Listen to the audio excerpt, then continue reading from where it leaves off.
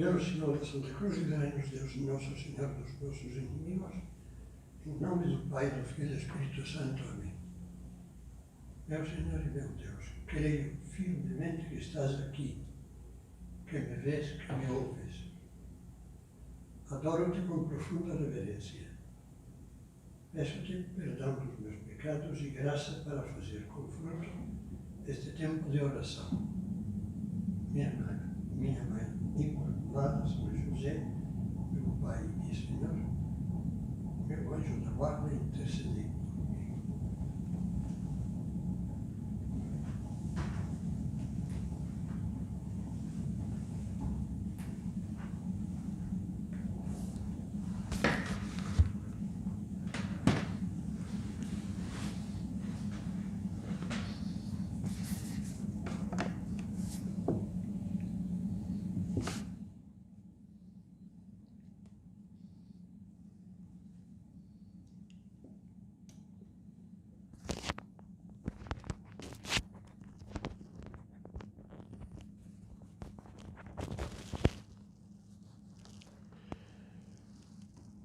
Na nossa primeira meditação, considerávamos o sentido que tem este retiro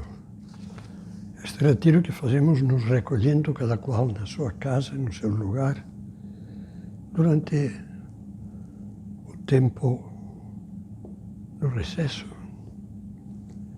imposto pela pandemia. E vimos que a finalidade do retiro se pode sintetizar em muito poucas palavras. Procurar enxergar a nossa vida com sinceridade, tal como Deus a vê. Eu mencionava uma oração muito bonita de São José Maria.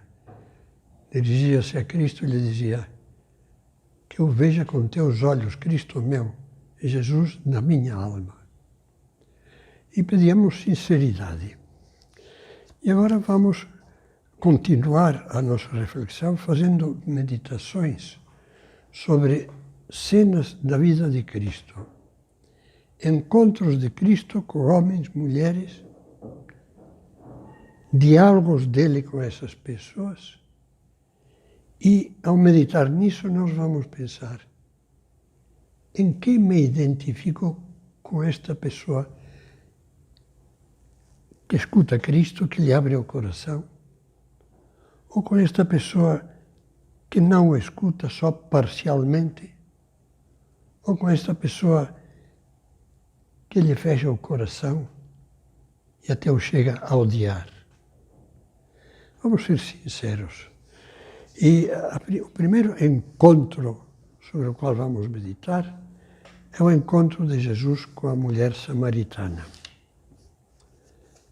Neste Evangelho, nós vamos encontrar coisas que nos falam muito diretamente ao nosso coração, à nossa vida. Conta o Evangelho que Jesus estava subindo do sul da Palestina, da Judeia, para a Galileia. E tinha que atravessar um país intermédio, que era a Samaria, a terra dos samaritanos. Um povo meio pagão, meio judaico, meio pagão, inimigo dos judeus. Como hoje em dia, infelizmente, são os palestinos, judeus e palestinos. Era meio-dia. Jesus tinha feito uma longa caminhada. Fazia calor. E é natural que Jesus, que é Deus, mas que é perfeito homem, é natural que se sentisse cansado e com sede. Como é bonito pensar que Cristo experimenta, como diz a carta aos Hebreus, todas as nossas coisas, menos o pecado. Ele experimenta alegria e tristeza, ele, Jesus, se cansa. Ele, Jesus, não aguenta mais e mesmo dentro de uma barca que se mexe, dorme. Jesus tem fome quando faz o jejum no deserto e outras vezes. Jesus tem sede. E lemos no Evangelho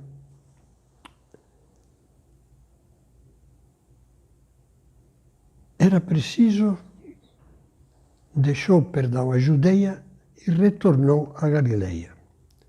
Era preciso passar pela Samaria. Chegou então a uma cidade da Samaria chamada Sicar, perto do terreno que Jacó tinha dado a seu filho José. Ali se achava o Poço de Jacó, um poço antiquíssimo, portanto. Fatigado da caminhada, Jesus sentou-se junto ao poço. Era por volta da hora sexta, na contagem judaica da época, meio-dia. E de repente, uma mulher samaritana vai em busca de água, chega para buscar água. Está carregando uma vasilha, como devia fazer todos os dias. Naquela época não havia água encanada em nenhum lugar. Iam buscá-la na fonte ou no poço. E aquela mulher vê Jesus e o escuta. Jesus lhe diz: dá-me de beber. Seus discípulos, comentam o Evangelho, tinham ido à cidade comprar alimento. Então Jesus estava sozinho. E a samaritana estranhou. Não se bicavam, não se davam judeus e samaritanos.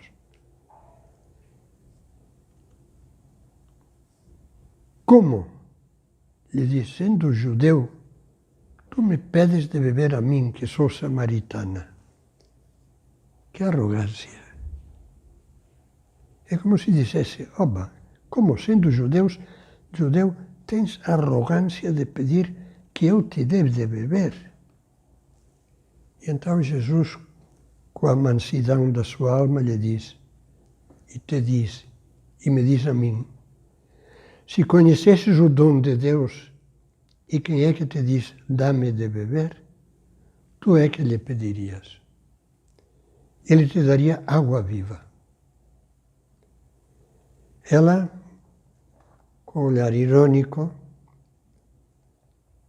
olhando a Nosso Senhor, meio de través, diz, Senhor, nem sequer tens uma vasilha e o poço é profundo. De onde, pois, tiras esta água viva? És, porventura, maior que o nosso pai Jacó, que nos deu este poço, do qual ele mesmo bebeu com seus filhos e seus animais? Então Jesus lhe diz umas palavras que são como um fulgor de luz impressionante. Eu peço a Deus que as gravemos na nossa alma, bem gravadas.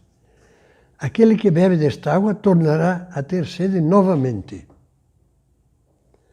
Mas o que beber da água que eu lhe darei, nunca mais terá sede.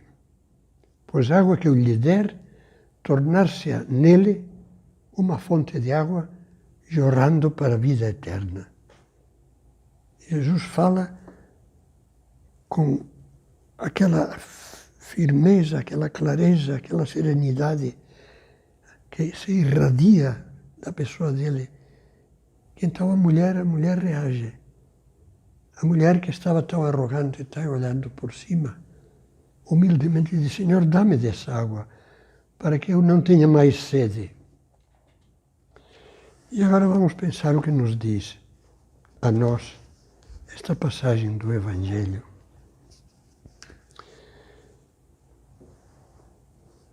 E Jesus, quando diz não terá mais sede, revela uma ferida profunda que estava na alma da mulher samaritana.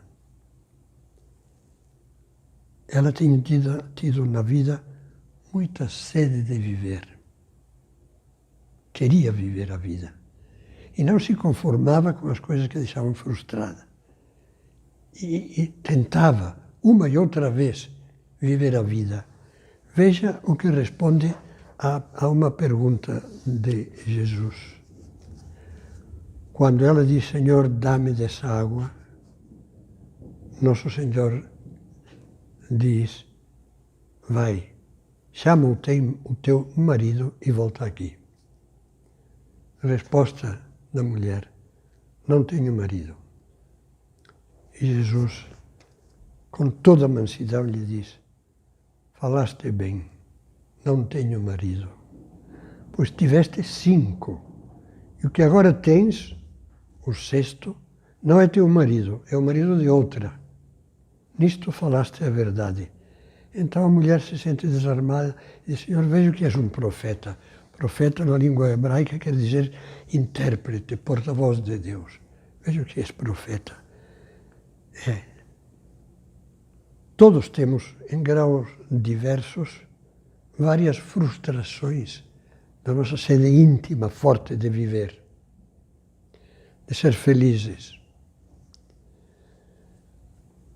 Uns dizem, eu tentei e não consegui. Outros dizem, consegui. É o que eu desejava, mas não me satisfaz. Depois de ter largado todas as metas que eu me propunha na vida, e agora que mais? Que faço?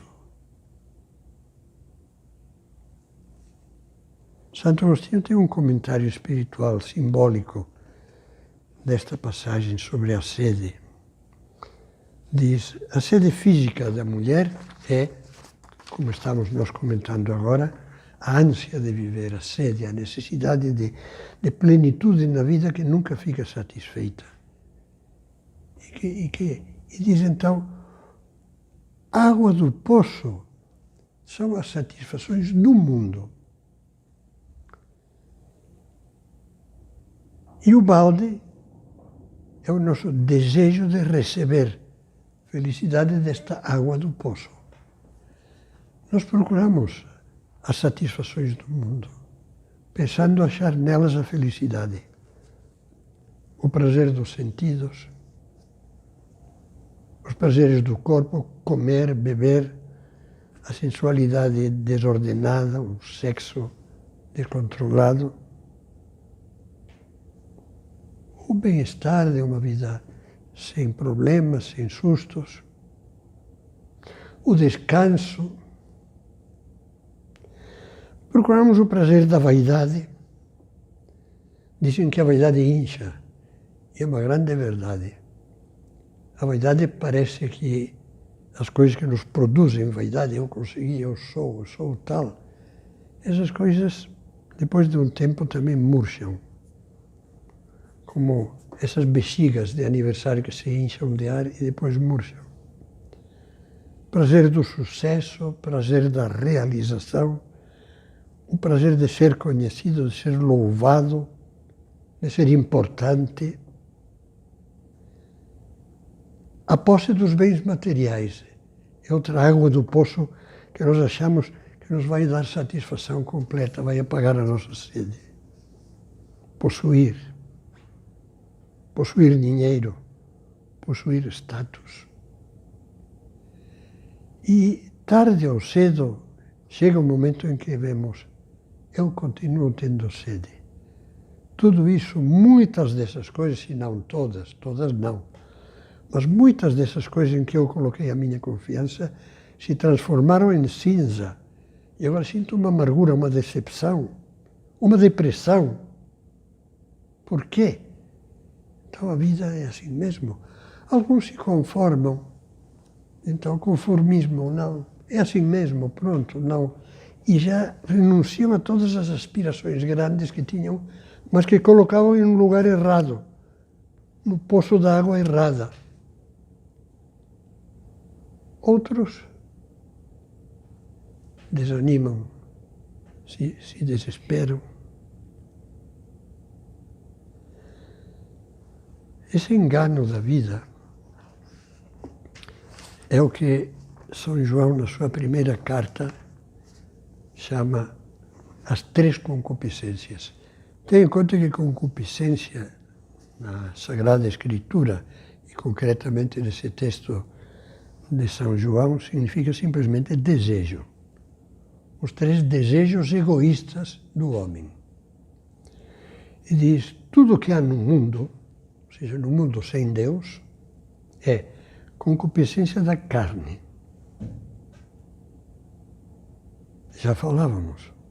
o prazer dos sentidos, do corpo, do sexo, do bem-estar, da preguiça. Concupiscência da carne, concupiscência dos olhos, aquilo que brilha diante dos olhos. A ambição de glória, ambição de poder, ambição de dinheiro e o orgulho da vida. O orgulho que é a ponta do punhal do egoísmo, que é o que nos mata. A ponta afiada. Eu. Quem vive para o seu eu tornará a ter sede. E morrerá com sede. O erro não está em desejar.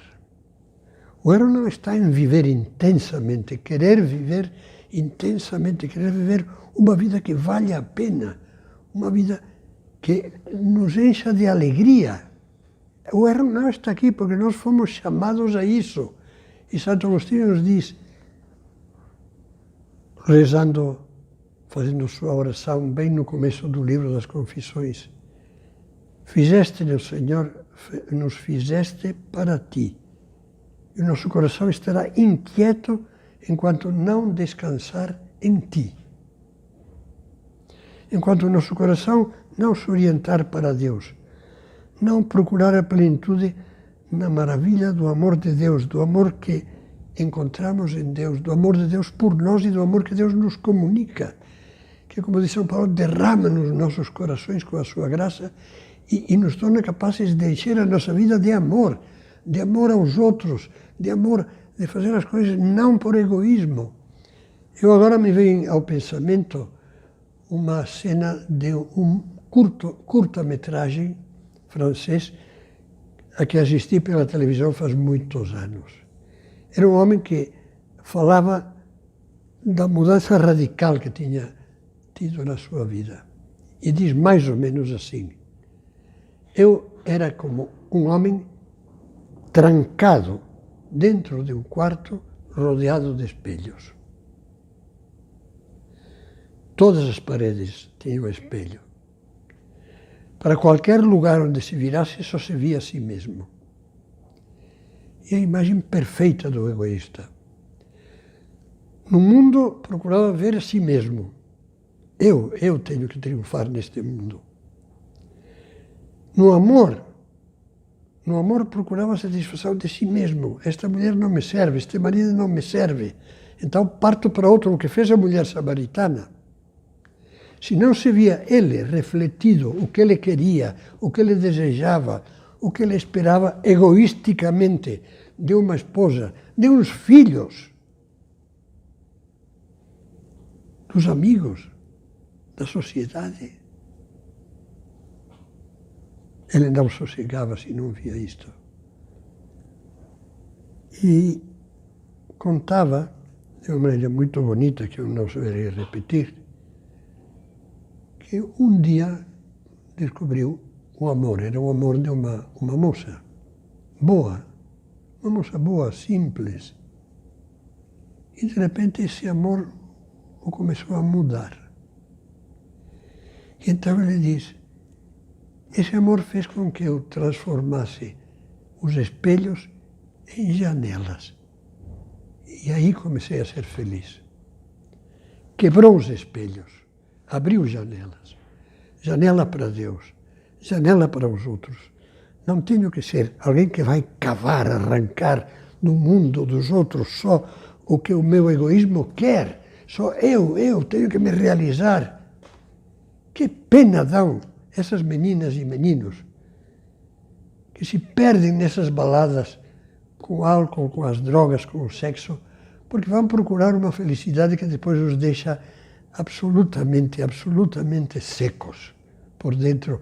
E alguns deles, infelizmente, chega um momento que se escravizam, são acorrentados por esses vícios e já não sabem o que significa a palavra amor. Especialmente não sabem o que significa a realidade amor. Não sabem mais amar. Se casam, o casamento vai durar 3 anos. Não sabem o que é amar. Se têm filhos, não hesitarão em abandoná-los, divorciando-se, abandoná-los quando são pequenos, quando mais precisam de pai e mãe. Procurarão a máscara de dizer que estão de acordo com a cultura atual. Mas eu não quero estar de acordo com nenhuma cultura que não seja a de Deus. Já houve muitas culturas. Já houve, na época dos primeiros cristãos, a cultura pagã que era horrível. Não só cometiam aborto, como as crianças, se nasciam as crianças, eles as matavam, as atiravam na rocha Tarpeia, que chamavam, onde havia uma espécie de lixeira, lá embaixo, num abismo. A cultura é um álibi para fazer o que o egoísmo pede e que nos destrói. O egoísmo é a ferrugem corrosiva da alma. É bom que comecemos nos perguntando, eu vivo girando na órbita do meu eu. Eu às vezes digo que há pessoas, muitas infelizmente, que parece que tem um cachorrinho dentro do coração. Um cachorrinho que passa o dia latindo. Você já viu como late e geme aquele cachorrinho que durante um fim de semana, um final de semana, os donos deixam abandonado num quartinho lá e fica azucrinando a vida dos vizinhos. Mas que há pessoas que na sua vida tem dentro uma espécie de cachorrinho que só sabe dizer isso. Eu. É o latido do cachorrinho. Eu. Se essa é a cultura atual, que vá para o inferno, sinceramente, permita-me dizer, que vá para o inferno, porque só destrói, não constrói nada. Giramos à volta do nosso eu. Quero lhe ler umas palavras do Papa Francisco, que são perfeitamente aplicáveis à cultura, entre aspas, egoísta no mundo atual. Alguns se creem livres quando caminham à margem de Deus, sem se dar conta de que ficam existencialmente órfãos, desamparados, sem um lar para onde sempre possam voltar. Deixam de ser peregrinos, estava se referindo a que a nossa vida é como uma peregrinação rumo a Deus, até encontrar Deus, o abraço de Deus na hora da nossa morte, e manter esse abraço, esse amor de Deus por toda a eternidade, peregrinos.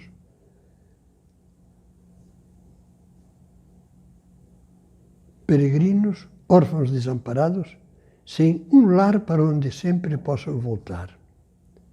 Deixam de ser peregrinos para se transformarem em errantes, que giram indefinidamente ao redor de si mesmos sem chegar a lado nenhum. Eu gostaria que vocês que me escutam, jovens, menos jovens, maduros, alguns que já fizeram experiências tristes, como a samaritana, eu gostaria muito que gravassem essa frase do Papa Francisco e vissem se não lhes diz algo que está dentro de vocês. Giram indefinidamente ao redor de si mesmos, sem chegar a lado nenhum. Nós queremos beber da água que Cristo nos oferece. Nós, neste retiro, vamos pedir luz ao Espírito Santo. Aliás, é muito bonito. No Novo Testamento, o Espírito Santo é comparado várias vezes à água viva, essa água viva de que fala Jesus. O próprio Cristo diz que quem crê em mim, do seu interior, manarão rios de água viva. E se referia ao amor de Deus, que o Espírito Santo infundiria nas almas que estão em graça de Deus, rios de água viva, e vivificam tudo. Você não conhece aquela comparação do trapo e a fonte? Há pessoas que são trapo. Eu poderia ser, que Deus me preserve, por favor. Ou poderia ser fonte. A fonte jorra sempre, dá. A gente não para um momento de se dar. E porque se dá vida, transmite vida. A fonte é alegre. O jorrar da fonte é alegre, não é um deserto. Ao contrário, à volta dele crescem as ervas, a grama, crescem as flores, crescem as árvores, aparecem os frutos. Há pessoas que são como um trapo de enxugar. Esse trapo, tipo toalha, que só sabe absorver. Está molhado, vai lá. Está molhado, vai lá. Esfrega, absorve água, não dá nada, não dá nada. E chega um momento que fica trapo sujo e velho e furado e é jogado no lixo. E há vidas que são assim. Só sabem absorver, absorver. Vão à vida e dizem, me dá, me dá, me dá, me dá, me dá. E depois são como um trapo que já se estragou, que já está totalmente rasgado, sujo e se joga fora. Porque que pena. Vamos terminar pensando que na nossa vida acontece uma coisa muito real. E eu vou dizer com umas palavras de uma comparação, uma parábola que Cristo dizia e São Lucas e São Mateus recordam. Alguém falava, feliz aquele que sentar na mesa do reino de Deus, perto de Deus. E Jesus então deu a resposta com uma comparação simbólica. O homem deu um grande jantar e convidou a muitos. À hora de jantar enviou o seu servidor para dizer aos convidados, vinde, está tudo pronto. Mas todos, unânimes, começaram a se desculpar. O primeiro disse, comprei um terreno, preciso ir vê-lo. Peço-te que me desculpes. Outro diz, comprei 5 juntas de boi e vou experimentá-las. Rogo-te que me consideres escusado. Outro diz, olha, casei-me, por essa razão não posso ir. 2 coisas aqui, que vou só apontar, porque vamos sair em outras meditações do retiro por extenso. Primeiro, a todos nós Jesus diz, você não é nenhum excluído. Eu tenho tudo preparado para você e o convido ao banquete do amor de Deus. Você está convidado. E eu convido através dos meus mensageiros. Os mensageiros de Deus podem ser um amigo, pode ser um livro, pode ser uma pregação, pode ser uma inspiração do Espírito Santo que te chama e te diz, sai desse erro, sai dessa vida que vai se afundar. Mas nós não fazemos como diz o Evangelho. Comprei um terreno, tenho que ver, não posso. E Jesus dirá, mas se é precisamente porque você trabalha, porque você comprou um terreno, que pode sentar à minha mesa se encara esse seu trabalho como um trabalho para Deus e para o serviço dos outros, para se santificar. Casei-me e não posso ir. É o contrário. Quando você descobrir que o casamento é uma vocação divina, para se santificar, para dar vida a outros, para formar filhos que sejam filhos de Deus, para ser um lar que irradia luz em outros lares, que é uma vocação de Deus maravilhosa, como é a vocação de Deus seguir Cristo de perto e deixar-nos das juntas de bois. Então você verá a vida de outra forma. Eu poderia continuar, mas já passou o tempo, vamos pôr o ponto final a esta meditação. Na próxima veremos outro encontro, em todas as outras. E, como sempre, pedimos a Nossa Senhora que ela que soube entender tão bem Jesus e conversar tão bem com Ele, minha mãe, me ajude a eu ter neste retiro um verdadeiro encontro com Jesus, que termine com aquele abraço de Jesus. Por favor, que o meu abraço não seja o beijo de Judas, mas seja o carinho com que os apóstolos receberam Jesus depois da ressurreição.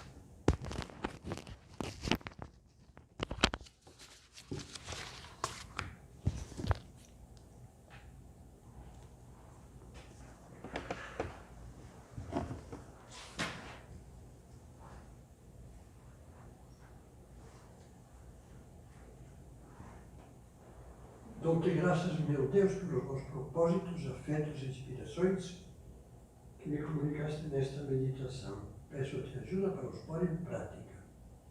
Minha Mãe Imaculada, São José, meu Pai e Senhor, meu anjo da guarda, intercedei por mim.